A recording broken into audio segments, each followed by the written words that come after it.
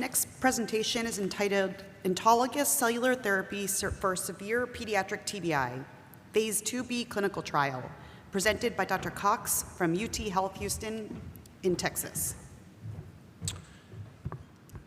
Thank you for the opportunity to present our work, autologous bone marrow mononuclear cells for severe TBI.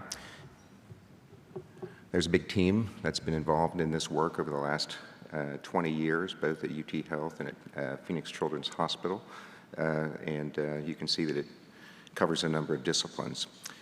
This study was funded by the National Institutes of Health. Intellectual property around this was licensed from the University of Texas to Salvation Incorporated, and there are other funding agencies that participated in this work. Cell-based therapies for traumatic brain injury have been around since the late 1990s, early 2000s, and we've used multiple cell types and various models and approaches. Today I'm going to be talking about bone marrow mononuclear cells that are unmanipulated, infused intravenously in an autologous fashion. The scientific premise for this demonstrates that there's probable pleiotropic mechanisms of action that center around reduction of the inflammatory response to injury. There's no evidence of engraftment in any preclinical or clinical models in any study to date. We became interested in structural preservation of the CNS as a primary outcome, mainly because previous investigators have shown that global volumetrics in the brain decreased by 8 to 15% over a one-year period after a severe TBI, both in adults and in children. And it's more pronounced in children because their brain should be growing during this period of time. There are other specific regions of interest, but we specifically look at the corpus callosum and microstructural metrics, which I'll discuss, and how those are evaluated by DT-MRI in these follow-up studies. The important thing to know is that brain loss correlates inversely with neurocognitive function, and that really shouldn't be a surprise to anyone. We first became interested in this in our phase 1 clinical trial done a number of years ago, in which all of the patients in this trial were treated, but we noticed that there was no volumetric loss between the acute DT-MRI study, which is the open bar, and the chronic time window at 6 months, which is the closed bar. And so the gray matter and white matter was structurally preserved in this 6-month period of time.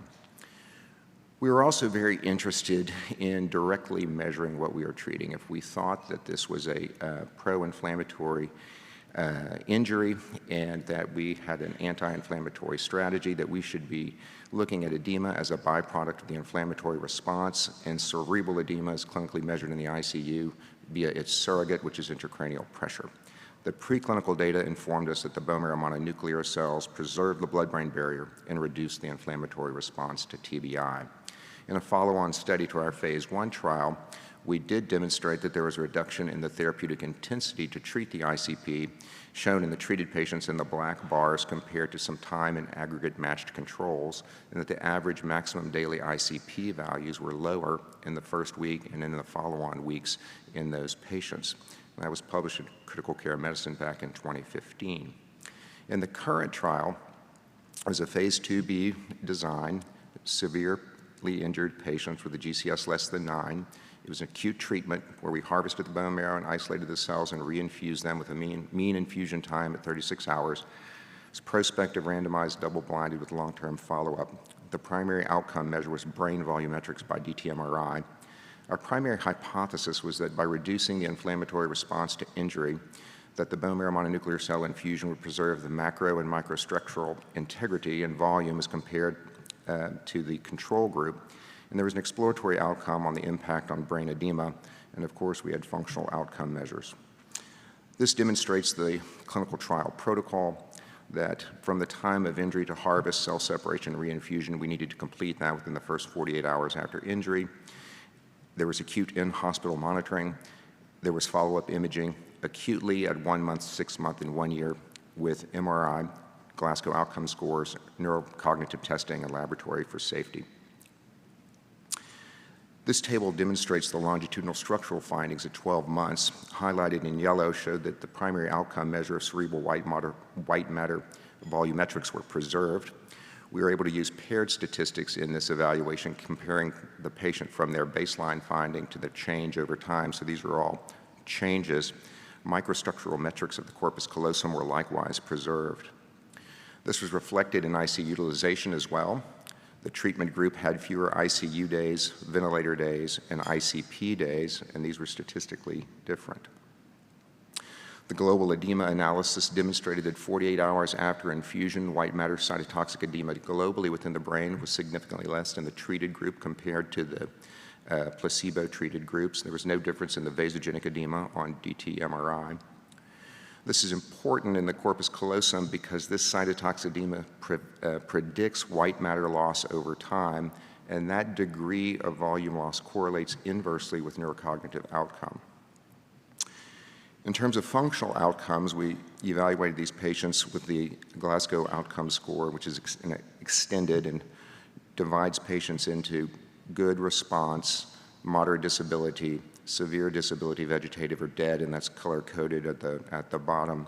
This score is typically dichotomized as good or bad. So in the placebo group, there was 57% good outcome at 1 year, 43% bad. And in the treated group, it's 71% good, 29% bad. Note that this study was not powered for this as our primary outcome, but is something that is used for our treatment effect size for the upcoming phase 3 trial. So we concluded that the acute autologous bone marrow mononuclear cell treatment for severe TBI is safe and logistically feasible. It reduced cerebral edema that impacted ICU utilization. The primary outcome of cerebral white matter volumetric was preserved after treatment, and a phase 3 trial will be required to evaluate the impact on the extended Glasgow Outcome Score for ultimate approval of this approach to be used in patients outside of our institutions. Thank you.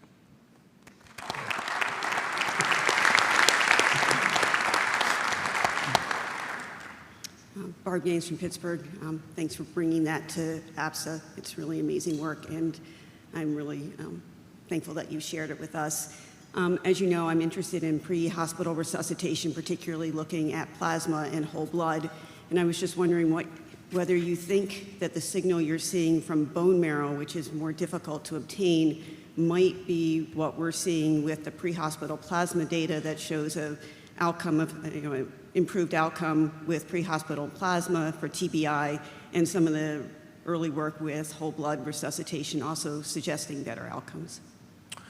Yeah, that's a great question, and the short answer is we don't know. We're vigorous users of pre-hospital whole blood, as you know, and of plasma. Nobody gets crystalloid anything in our institution. The Hassan Alam has an ongoing adult trial on plasma as a therapeutic for severe TBI because of its microvascular barrier stabilizing effects. That could be a confounder in our data as well. Hopefully that came out in the wash in a placebo-controlled trial. But yes, that's a interesting and new way, I think, of potentially treating TBI. Just as a quick follow-up, did you separate the kids who did receive, because you use a lot of whole blood, and I'm not sure that Phoenix does, did you look at the ones who received pre-hospital whole blood or pre-hospital plasma versus the ones that didn't as a confounder?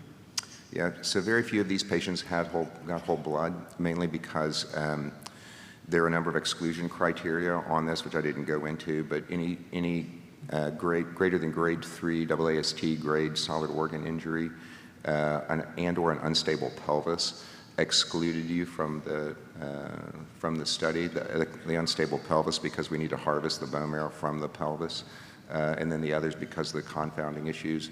The spleen also we feel is a significant signaler in the cell-based therapeutic approach, and so we didn't want a damaged spleen to be a confounder as well.